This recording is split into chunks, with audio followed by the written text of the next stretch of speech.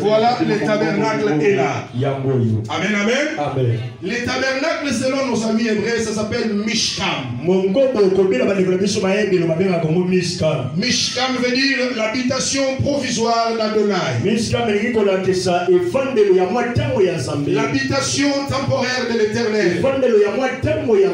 Les tabernacles étaient tripartisés. Les tabernacles avaient 3 parties.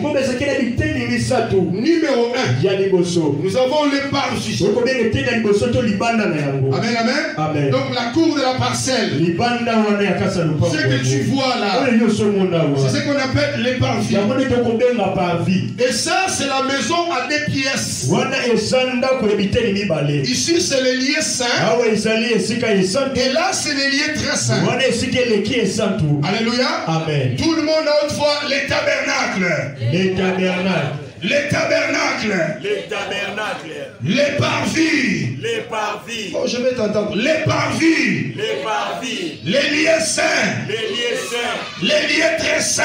Les lieux très saints. Les parvis. Les parvis. À haute voix, non? Les parvis. Les parvis. Les lieux saints. Les lieux saints. Les lieux très saints. Les lieux très saints. Alléluia. Amen. Donc c'est ça en quelque sorte les tabernacles.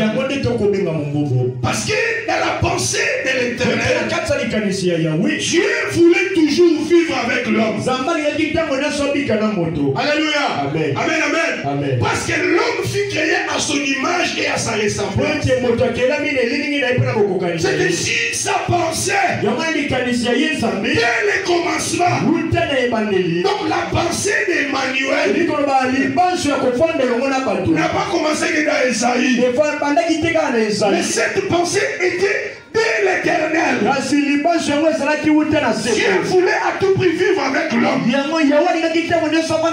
Parce que l'homme était son semblable. L'homme était créé à l'image et à la ressemblance de Dieu. Alléluia.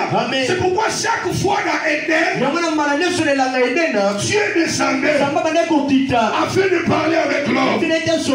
Jusqu'au jour où il n'est pas venu trouver l'homme à l'adresse fixée. À cause du péché. Mais malgré toutes ces choses, après l'exode, Dieu fait quand même habiter au milieu de son peuple. Amen, amen. Alors Dieu ordonne la construction du tabernacle. Dans les parvis, nous avons l'autel des holocaustes. Alléluia. C'est le lieu où on amenait les holocaustes pour consumer devant Dieu.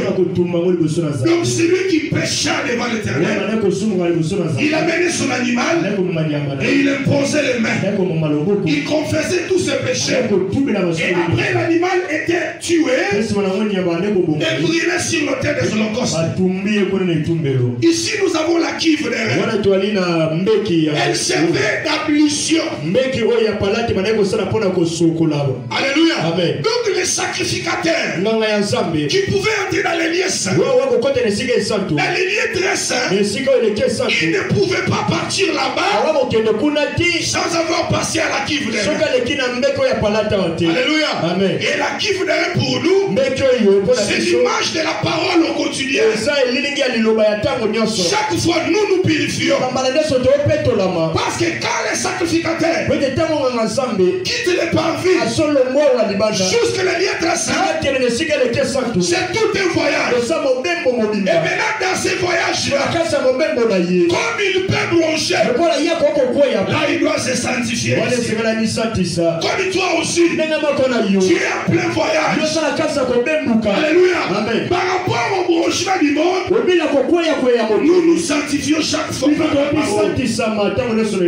Maintenant c'est ici la tente d'assignation. Alléluia.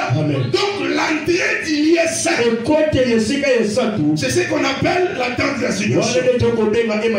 Maintenant dans Nombre chapitre 10, l'Éternel parle à Moïse. Il dit fais-toi des trompettes d'argent. Ces trompettes te serviront pour la convocation de l'assemblée. Et pour le départ du camp. Donc si c'est pour la convocation, vous allez sonner la trompette sans éclat. Mais si c'est pour le départ, vous allez sonner la trompette avec éclat. Alléluia. Amen. Quand Israël a quitté Égypte, il faisait des campements. Donc ils peuvent quitter en Égypte, arriver dans les campements de Bokote. Ils restaient là jusqu'à ce que l'Éternel ordonnera le départ. Ils peuvent faire 10 ans, peuvent faire 30 ans. Si l'Éternel ne donne pas l'ordre,